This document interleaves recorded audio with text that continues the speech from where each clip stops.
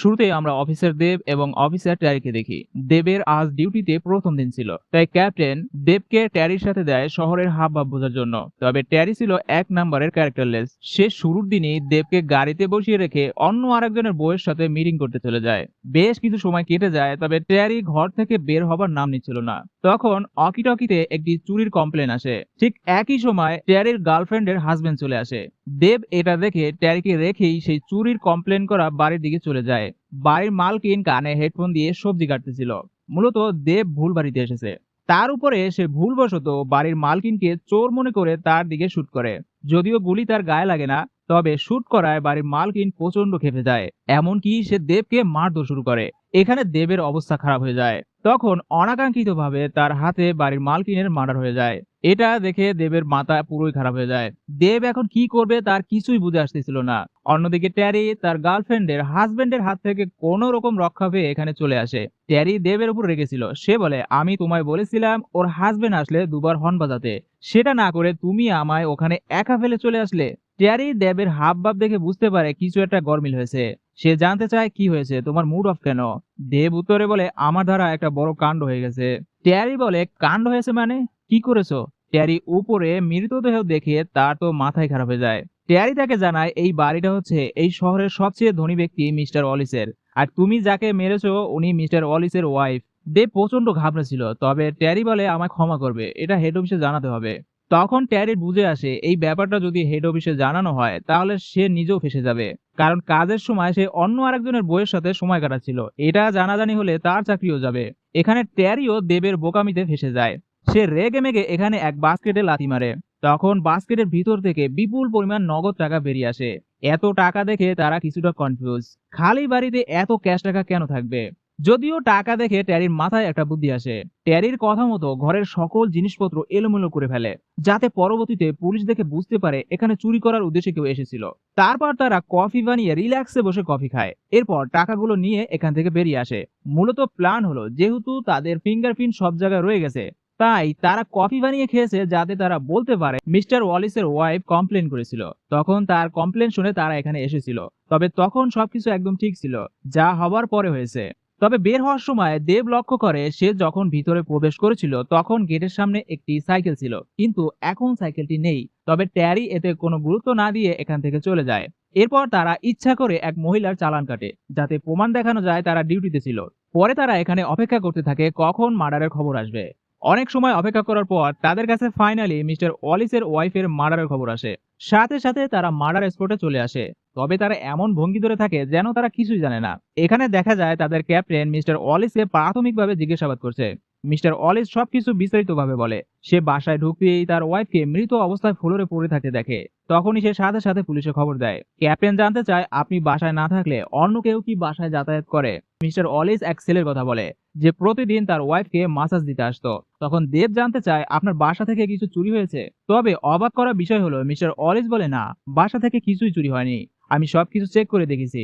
এটা শুনে ট্যারি এবং দেব পুরোই অবাক, কারণ তারা নিজেরাই তো $10 লাখ ক্যাশ পেয়েছে, অথচ সে বলছে কিছুই চুরি হয়নি। তার মানে নিশ্চয়ই কোনো ঘাবলা আছে। এখানে ট্যারি ক্যাপ্টেনকে কনফিউজ করার জন্য বলে, আমার মনে হয় মিস্টার ওয়ালিসই তার ওয়াইফকে মার্ডার করেছে। যদিও মিস্টার ওয়ালিসকে দেখে বোঝার উপায় নেই তার ওয়াইফের মার্ডার হওয়ায় সে খুব একটা শোকাহত বা কষ্ট পেয়েছে। তবে সবচেয়ে ভালো খবর হচ্ছে ট্যারির পরিকল্পনা কাজে লেগেছে। এখানে কেউ তাদেরকে সন্দেহ করছে না। এরপর তারা টাকাগুলো এক কন্টেনারের ভিতরে লুকিয়ে রাখে। দেব শর্ত রাখে, সবকিছু ঠান্ডা হওয়ার পর এই টাকাগুলো আমরা ভাগ করে নিব। এতে ট্যারিও একমত হয়। পরে তারা যার যার বাসায় চলে যায়। তবে দেব বাসায় এসে আবারও একটা ভুল করে বসে। সে পুরো ঘটনা তার ওয়াইফের সাথে শেয়ার করে, কিন্তু প্রকৃত সত্য বলে না। সে তার ওয়াইফকে বলে মিস্টার ওয়ালিসের ওয়াইফকে ট্যারি মেরেছে, মানে নিজের ভুলটা ট্যারির উপর চাপিয়ে দেয়। সবকিছু শোনার পর বে কিছুটা চিন্তায় পড়ে যায়, কারণ যে একজন মানুষ হত্যা করেছে তার পার্টনার হিসাবে থাকাটা তার হাজবেন্ডের জন্য কতটুকু নিরাপদ। তাই সে দেবকে বলে, তুমি তোমার পার্টনারকে আগামীকাল দাওয়াত দাও, আমি ওকে একটু বুঝতে চাই ওর সাথে থাকাটা তোমার জন্য কতটুকু নিরাপদ। এরপর আমাদের ফ্ল্যাশব্যাকে দেখানো হয় ট্যারি আর দেব যখন মিস্টার ওয়ালিসের বাসা থেকে টাকাগুলো ব্যাগে ভরছিল, তখন সেই সময় সেই মেসেজ করতে আসা ছেলেটা উপরে ছিল। সে তাদেরকে সবকিছু করতে দেখে নিয়েছে। মিস্টার ওয়ালিসের ওয়াইফকে মৃত অবস্থায় দেখে ছেলেটা তখন চুপচাপ উপর থেকে নিচে নেমে পালিয়ে যায়। ফলে দেব আর ট্যারি মাসাজ করতে আসা ছেলেটার ব্যাপারে কিছুই বুঝতে পারে না। তারা জানেই না তাদের অপরাধের একজন প্রত্যক্ষ সাক্ষী রয়েছে। পরের দিন দেব এবং ট্যারি মিস্টার অলিসের স্টেটমেন্ট অনুযায়ী মাসাজ দিতে আসা সেই ছেলেটার বাসায় আসে। দেব ভিতরে প্রবেশ করতেই সেই সাইকেলটি দেখতে পায়, যেটা সেদিন মিস্টার ওয়ালিসের বাসার সামনে ছিল। তবে কিটকে জিজ্ঞাসাবাদ করলে কিট তার বয়ানে বলে, সেদিন আমি একটু তাড়াতাড়ি চলে এসেছিলাম। তখন মিস্টার ওয়ালিসের ওয়াইফ একদম ঠিক ছিল, তাই তার মার্ডারের ব্যাপারে আমি কিছুই জানি না। কিটের কথাবার্তা শোনার পর তারা বুঝতে পারে কিটের দ্বারা তাদের কোনো বিপদ হওয়ার সম্ভাবনা নেই। তবুও তারা কিছুদিন কিটের উপর নজর রাখার সিদ্ধান্ত নেয়। তারা প্রাথমিকভাবে স্টেটমেন্ট নিয়ে নিশ্চিন্তে এখান থেকে চলে যায়। পরে আমরা বুঝতে পারি ট্যারি টাকাগুলো কোথায় রেখেছে সেটা কিট ভালো করে জানে। এমনকি সে সেই টাকাগুলো চুরি করার পরিকল্পনা করছে। মানে কিট সবকিছু জানার পরও তাদের সামনে বোকা সাজার চেষ্টা করেছে। অন্যদিকে আমরা বুঝতে পারি মিস্টার অলিসের অবৈধ সম্পর্ক রয়েছে তার অ্যাসিস্ট্যান্টের সাথে। সবচাইতে মজার বিষয় হলো কি, মিস্টার অলিস নিজেই তার ওয়াইফকে মারার পরিকল্পনা করতেছিল। এমনকি সেই দিন তার ওয়াইফকে মারার জন্য সে এক কলম্বিয়ান কিলারকে পাঠিয়েছিল। কিন্তু দেখা যায় কলম্বিয়ান যখন মারা করতে আসে তখন অলরেডি মিসেস সার্টলো মৃত অবস্থায় পড়েছিল। কলম্বিয়ান বাস্কেটে তার জন্য রাখা টাকাগুলো খোঁজ করে, তবে টাকা না পেয়ে কলম্বিয়ান চুপচাপ এখান থেকে সরে যায়। এরপর কলম্বিয়ান মিস্টার ওয়ালিসকে ফোন করে তাড়াতাড়ি তার সাথে দেখা করতে বলে। পরে মিস্টার ওয়ালিস দেখা করতে চলে আসে। কলম্বিয়ান জানতে চায়, তুমি কি আমাকে বাদে অন্য কাউকে এই কাজ দিয়েছিলে? ওয়ালিস বলে, না, আমি এমনটা কেন করব? তখন কিলার বলে, আমি তোমার ওয়াইফকে মারিনি, কারণ আমি যখন বাড়িতে ঢুকেছিলাম তখন তোমার ওয়াইফ অলরেডি মৃত অবস্থায় পড়েছিল। মিস্টার ওয়ালিস চমকে যায়। সে বলে, তুমি যদি ওকে না মেরে থাকো তাহলে কি মারলো? কিলার বলে, তোমার কাজ তো হয়েছে, তবে আমি ওখানে কোনো টাকা পাইনি। মিস্টার ওয়ালিস বলে, কি বলছো? আমি নিজে বাস্কেটের ভিতরে টাকা রেখেছি।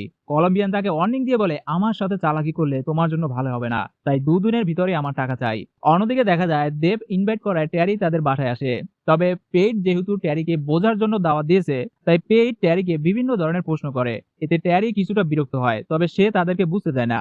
এরপর ডিনার শেষে ট্যারি চলে যায়। পরে দেব বেইটের কাছে জানতে চায়, কি বুঝলে? ট্যারির দ্বারা আমাদের কোনো ক্ষতি হবে? বেইট বলে, ওর মধ্যে কিছু একটা সমস্যা আছে। ওকে দেখতে যেমন, ও তার চাইতে বেশি চালাক। তখনই বাহির থেকে বেইটের কুকুরের আওয়াজ শোনা যায়। পরে দেখা যায় ট্যারি তার গাড়ি স্টার্ট দিলে কুকুরটি তার গাড়ির নিচে চাপা পড়েছে। এটা দেখে বেইট প্রচন্ড কষ্ট পায়, যদিও এটা একটা অ্যাক্সিডেন্ট ছিল। তবে বেইট এতে খুব কষ্ট পায়। এছাড়া এই ঘটনার পর সে ট্যারিকে মোটেও বিশ্বাস করতে রাজি না। তাই সে দেবকে বলে, তোমরা টাকাগুলো যেখানে লুকিয়ে রেখেছো সেই লকারের নাম্বার আমার চাই। দেব বলে, এত দুশ্চিন্তা করো না, যা হবে ভালো কিছু হবে। বেইট বলে, না, আমার ট্যারিকে বিশ্বাস হচ্ছে না। তোমার যদি কিছু হয়ে যায়, তাই ওই টাকাগুলো আমার বাচ্চার জন্য আমার চাই। তখন দেব আবারও একটা ভুল করে। সে কিছু না বুঝে শুনে লকারের নাম্বার বেইটকে বলে দেয়।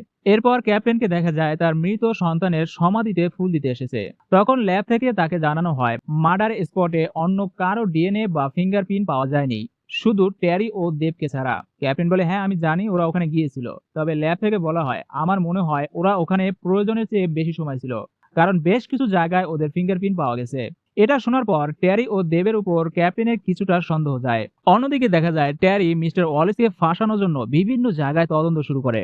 ফলস্বরূপ তারা অ্যাসিস্ট্যান্টের সাথে মিস্টার ওয়ালিসের অবৈধ সম্পর্কের ব্যাপারে জেনে যায়। এটা তাদের জন্য অনেক ভালো খবর ছিল। ট্যারি খুব এক্সাইটেড ছিল যে হয়তো তাদের সমস্যার সমাধান হয়ে গেছে, কারণ এই টপিক সামনে এনে মিস্টার ওয়ালিসকে ফাঁসানোটা খুব সহজ হবে।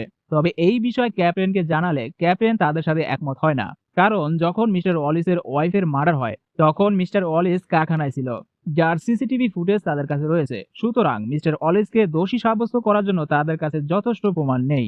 এদিকে বেটকে দেখা যায় ট্যারিকে নিয়ে সে ভীষণ ভয় রয়েছে, কারণ তার ধারণা সেদিন তার কুকুরটিকে ট্যারি ইচ্ছা করে মেরেছে। তার উপরে দেব তাকে জানিয়েছিল মিস্টার ওয়ালিসের ওয়াইফকে ট্যারি মেরেছে। এই বিষয়গুলো নিয়ে সে যত চিন্তা করে তার ট্যারির প্রতি ভয় ততই বেড়ে যায়। তাই সে এক ভয়ঙ্কর সিদ্ধান্ত নেয়। সে কোনোভাবে এক কন্ট্রাক্ট কিলারের নাম্বার জোগাড় করে, যার নাম ছিল আইরিশম্যান। এরপর সে আইরিশম্যানের সাথে যোগাযোগ করে এবং ট্যারিকে মার্ডার করার কন্ট্রাক্ট দেয়। পরে দেখা যায় বেইট সেই কন্টেনারের ভিতর থেকে সকল টাকা বের করে নেয়। তবে এই ব্যাপারে দেব কিছুই জানতো না। ওদিকে মিস্টার ওয়ালিস ভীষণ চিন্তায় ছিল, কারণ কলম্বিয়ানকে দেওয়ার মতো বর্তমানে তার কাছে আর কোনো টাকা নেই। কিন্তু কলম্বিয়ান টাকা না পেলে সে তাকে ছাড়বে না। এখানে মিস্টার ওয়ালিসের বুঝে আসতেছিল না তার ওয়াইফকে মারলো কে, আর টাকাগুলো বা নিল কে। অনেক চিন্তা ভাবনা করার পর তার সন্দেহ যায় কিটের উপর, কারণ প্রতিদিন কিট মাসাজ দিতে অবশ্যই আসে। তাই হয়তো সেদিন টাকা দেখে কিট তার লোভ সামলাতে পারে না, তাই সে তার ওয়াইফকে মেরে টাকাগুলো নিয়ে চলে যায়। মিস্টার ওয়ালিস এগুলো চিন্তা করে সে মোটামুটি শিওর হয় কিটই সবকিছু করেছে। অন্যদিকে দেবেরও বুঝে আসে কিট হয়তো সবকিছু জানে, আর সে হয়তো এখন টাকাগুলো চুরি করার চেষ্টায় আছে। তাই দেব এই মাঝরাতে কিটের উপর নজর রাখার জন্য বেরিয়ে পড়ে। এদিকে ট্যারি তার বোটে আসলে আচমকা আইরিশম্যান তার উপর হামলা করে। এমনকি টেরিকে মেরেই ফেলবে, ঠিক তখনই তার গার্লফ্রেন্ড চলে আসে।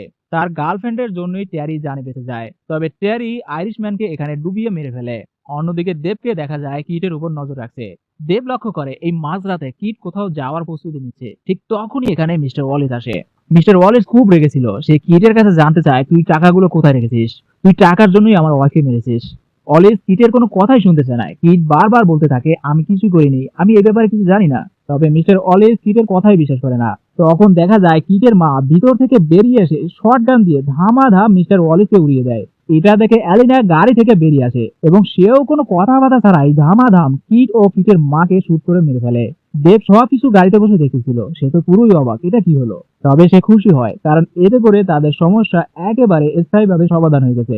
দেব খুশি মনে এখান থেকে চলে যায়। তখনই আবার দেখা যায় এখানে কলম্বিয়ানও সবার উপর নজর রাখছিল।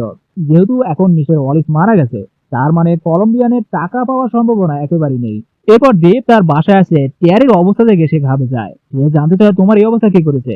তবে ট্যারি দেবের উপর খুব রেগেছিল। সে বলে, আমায় মারার জন্য আমার বোটে কেউ এসেছিল। আমি অনেক ভেবেচিন্তে দেখলাম আমাকে মারার জন্য তুই লোক পাঠিয়েছিস। এটা শুনে দেব পুরোই কনফিউজ। সে বলে, না, আমি তোমাকে কেন মারতে যাব? তোমার কোথাও ভুল হচ্ছে। তবে ট্যারি এখন আর দেবকে বিশ্বাস করে না। তাই সে টাকাগুলো চেক করার জন্য দেবকে নিয়ে বেরিয়ে পড়ে। এদিকে ক্যাপ্টেন এই কেস নিয়ে কিছুটা চিন্তায় ছিল। তখনই তার কাছে কন্ট্রোল রুম থেকে ফোন আসে। ট্যারি তার গাড়ি নিয়ে অন্য এলাকায় প্রবেশ করেছে। মূলত ক্যাপ্টেন আগে থেকেই ট্যারির উপর নজর রাখতে বলে রেখেছিল। ক্যাপ্টেন ট্যারির গাড়ির লোকেশন চেক করে সেও বেরিয়ে পড়ে। এদিকে ট্যারি টাকা চেক করতে চলে আসে। তবে কন্টেইনার খুললে তার ভিতরে কোনো টাকা ছিল না, যেটা দেখে দেব প্রচন্ড ঘাবড়ে যায়। সে ট্যারিকে বলে, এখানে কিছুই নেই, কেউ টাকাগুলো নিয়ে গেছে। ট্যারি রেগে বলে, মানে কি, টাকাগুলো নিয়ে গেছে মানে? দেব বলে, দেখো, আমায় বিশ্বাস করো, আমি আমার নবজাতক সন্তানের কসম খেয়ে বলছি, আমি সেই দিনের পর এখানে কখনোই আসিনি। তাই টাকাগুলো এখান থেকে কে নিল এটা আমি জানি না। ট্যারি জানতে চায়, তুই কি তোর ওয়াইফকে টাকার ব্যাপারে কিছু বলেছিস? প্রথমে দেব সত্যটা বলে না।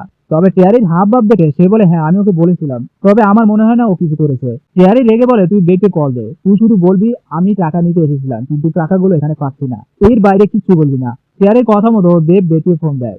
বেগ ফোন রিসিভ করলে দেব শুধু বলে, আমি টাকা নিতে এসেছিলাম, তবে টাকা এখানে নেই। তখন বেগ বলে, টাকা নিয়ে চিন্তা করো না, টাকা নিরাপদে আছে, আমি টাকাগুলো সরিয়ে নিয়েছি। এটা শুনে দেব পুরোই হতাশ। ওদিকে ট্যারি প্রচন্ড রেগে যায়। তখনই বেইট বলে ওঠে, আমরা ট্যারিকে বিশ্বাস করতে পারি না, ও আমাদেরকে ধোকা দিবে। এছাড়া ও যেহেতু মিস্টার ওয়ালিসের ওয়াইফকে মেরেছে, তাই ওর ঝামেলা ও সামলাক। এটা শুনে তো ট্যারি মাথায় রক্ত উঠে যায়। সে বলে, তুই তো ওয়াইফকে বলেছিস আমি মিসেস চাটলোকে মেরেছি। এখানে ট্যারি রেগে মেগে দেবের মাথায় শুট করে দেয়।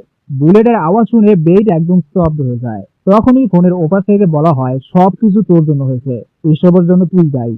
বেইট কোনো রকম নিজেকে সামনে নেয় আর টাকাগুলো নিয়ে ঘর থেকে বেরিয়ে যায়। এদিকে ক্যাপ্টেন লোকেশন অনুযায়ী চলে আসে। সে এখানে দেবের মৃতদেহ দেখে হতবাক হয়ে যায়। ক্যাপ্টেন বেকে দেবের মৃত্যুর ব্যাপারে জানায়। তখন ক্যাপ্টেন জানতে চায় এসে কি হচ্ছে। তখন বেক বলে, সব কিছু তৈরি করেছে, ও আমার হাজবেন্ডকে মেরেছে, এখন আমায় মারার জন্য আমার পিছু রয়েছে।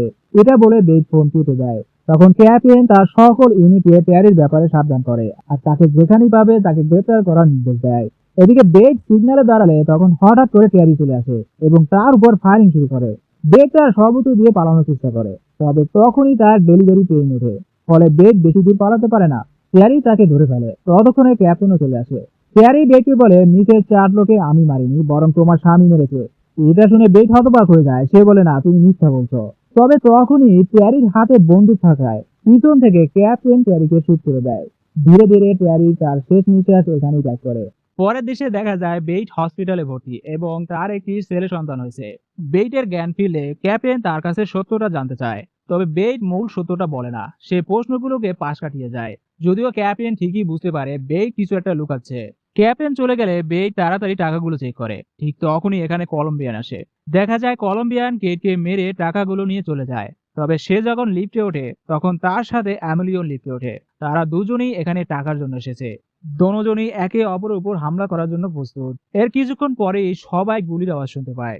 লিফট খুললে দেখা যায় কলম্বিয়ান এবং অ্যামিলি দুজনই মৃত অবস্থায় পড়ে রয়েছে আর চারদিকে টাকাগুলো ছড়িয়ে আছে।